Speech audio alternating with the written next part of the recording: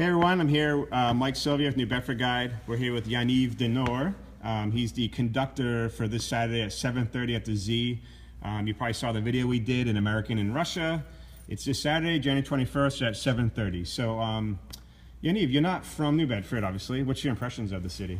I like it a lot. It's very charming, and I enjoyed very much walking around and seeing the little shops and eating very good food in the restaurants. So, what do you think of the New Bedford Symphony Orchestra? Obviously, you've been with others before in the past. How's this one compared? Wonderful musicians. We've had 2 rehearsals so far. We have 2 more until the concert tomorrow, and we've been working a lot, working hard.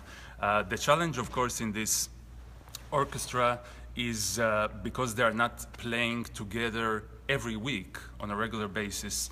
The challenge is to unite everybody, because here you really feel every individual who comes with their own way of playing, with their own thoughts about the music. And so what we've been working on these past couple of days is kind of a united way of playing, concept of sound, and things like that. And it's been going really well. What does a conductor do? People see a conductor up there kind of waving their hands. What really are you doing? You're kind of keeping the orchestra kind of in sync? That's of course the basic job of the conductor, to keep the orchestra together. But of course it's much more than that. I always like to say that the conductor is kind of like a stage director or a theater director. You know, you have the actors who have the text, let's say, that Shakespeare wrote, and so everybody has their text, and everybody brings their own way of thinking about the play, and the conductor is like the director who kind of gives the concept of what the play or the piece of music is going to be.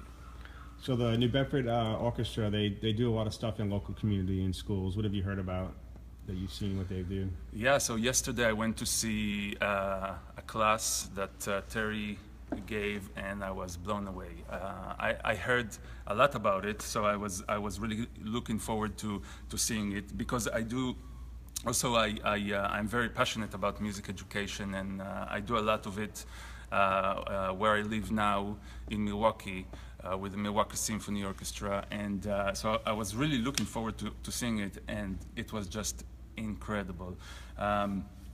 She did a class about the connection between the planets and gravity, and how that relates to music, gravity in music. And it was funny, it was educational, it was deep. I learned a lot, and I think I'm going to also steal a few ideas that she had and do it myself. Yeah. It's tough to get kids today into kind of orchestra music. What inspired you? Well, for me, it was kind of natural, because I grew up in a musical house.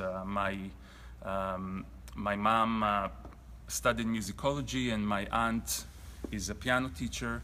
So she was actually my first teacher, my aunt, for about 10 years. We had a piano at home, you know, and that's how it starts. That's why music education is so important to instill from a very, very early age. So besides classical orchestra music, what else do you listen to? Anything modern? Or? Yeah, I like to listen to Israeli rock music. There's this artist called Eran Zur, Israeli artist, and he's a really good poet and also musician, and I like him very much. And I like to listen to songs from Disney movies, actually, from Aladdin, Beauty and the Beast. I think wonderful music. I like to play it, and also like to find some connections between these pieces and classical music that I like to show the audience sometimes. Yeah. Any concerts you've been to recently? Mostly concerts of the Milwaukee Symphony Orchestra, and in Israel. Yeah, but a lot of concerts that I conduct myself, you know, but of course it's not the same. So if you have any questions for Yaniv, go ahead and post them in there, and we'll ask it. So what do you say to most people who might not know much about classical music? So like if someone's, you know, in heavy metal or something else or pop and they've never really experienced it, why should they come this Saturday and experience the orchestra? Well, classical music can give you something that other kinds of music cannot. And that is because usually today when you listen to songs on the radio, you know, they are very short, like 2-3 minutes, sometimes very good songs.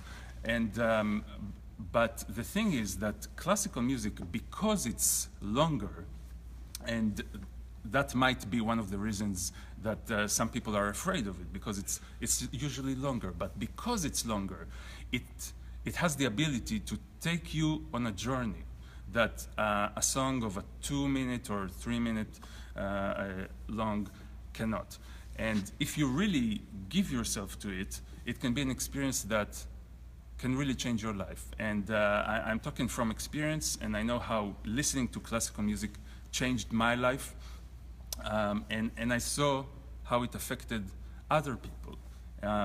It teaches you a lot about life. It teaches you about listening, about being open-minded when you hear for example, two melodies, two different instruments that are playing different things at the same time. It's really about accepting another person's opinion, you know? So there is a lot in classical music that we can learn from, and that can be a positive experience. As a leader of the orchestra, the conductor, what's a path to a conductor? You have to be a musician first, obviously. What was your path, and what do you think most conductors' paths are? Well, usually every conductor starts with an instrument. I started with the piano. Some conductors start with, you know, it can be any instrument, violin, flute. And then you kind of find your own path. What brought me to conducting is actually the orchestral music, because until I started learning how to conduct, I mostly knew piano music, but then conducting opened for me all this wonderful music of orchestral music, and also playing one instrument can be a little bit lonely. So one of the things that I really like about conducting is that I get to do music with a lot of people at the same time. That's wonderful. What's the size of the orchestra this weekend? How big? It's a big band, let's say, for people who don't know what orchestras are. It's like 100, or what's the number? About 70 people, I would say, something like that. Yeah, it's a big group. Strings, brass, winds, percussion, and they sound wonderful together. So this is always something that we kind of have an inside joke with the orchestra.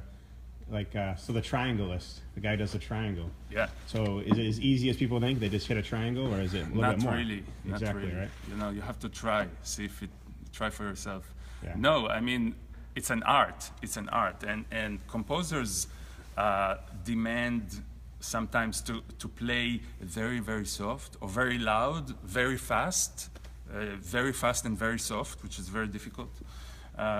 So every instrument is very difficult to play. Actually, the easiest instrument is the piano, because you just touch and you make a sound. Of course, every instrument is difficult to play well. Yeah. So Saturday at 7:30 at the Zeitarian Theater. It's beautiful. We're here right now. Yeah. What's a nightlife at the orchestra? Obviously, it's not just the music. There's actually kind of like an environment to it, and there's an experience to the orchestra. How would you describe it? And you're kind of like a rock star that night, so you must be great for you to kind of experience all these people coming out to see you that night. You know, but it's not about me. It's about the orchestra. It's about the music that we are playing.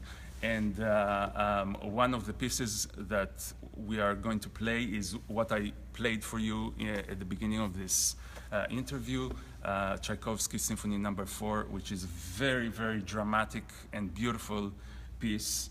And then we also have Rachmaninoff Concerto for Piano No. 4. And we're going to start with a very cool piece by American composer John Adams, who wrote a piece, a 4-minute piece, very short, that is called A Short Ride in a Fast Machine.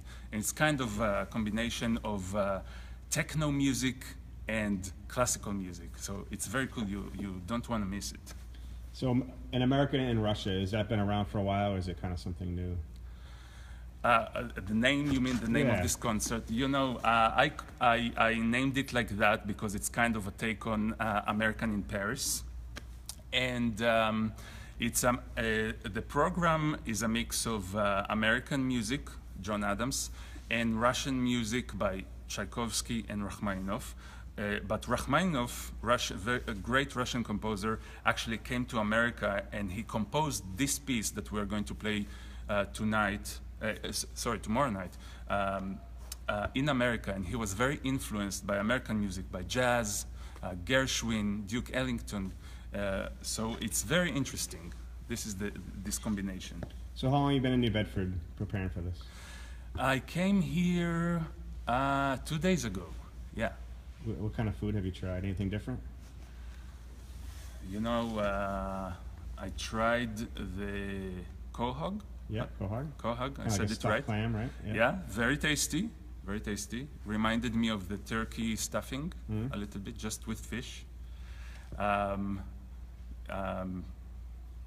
That's the most exotic thing, I think. What about any of the sites? You check out the harbor, the museums, or anything? Not yet. I didn't have much time, but hopefully by tomorrow I'll have a little bit of free time to do that. Excellent. Yeah. So, just a quick summary. Where can you get the tickets for this show? Very important. Yep. Yes, the tickets you can get at the box office at the Zeiterion, or go online to nbsymphony.org, and you can get all the information there. Yep, so we have a link in the underneath the video right now. You can click and go there, get your tickets, come by the box office, come by. You can risk it coming by the night of the show. It might be sold out, but you can come by the box office as well. So just, I guess, final question. It starts at 7:30, but what kind of preparation did it take before the show? What time do you get here? I will be here around 3 because we have a dress rehearsal. And after that, I have something else, I don't remember. But most important thing, there's a pre-concert talk that I will give at 6:30 here at the Zeiterion. And I will talk about the music that we are going to hear and play some demonstrations on the piano. So I think it's going to be fun. Yeah. So 6:30 is probably in the I'm guessing the VIP lounge. So you know the Lazy Boy Lounge. People hear that when you kind of enter the Z, the first opening before the main box office area. Come in at 6:30 and you can get as intimate as we are right now and actually listen to some great music and get an idea what's going to be going on tomorrow night at 7:30. Yeah. So thank you for your time. We Thank you appreciate very it. much. We're glad you came to New Bedford to give us some extraordinary music. My pleasure. Thank you. Thank you.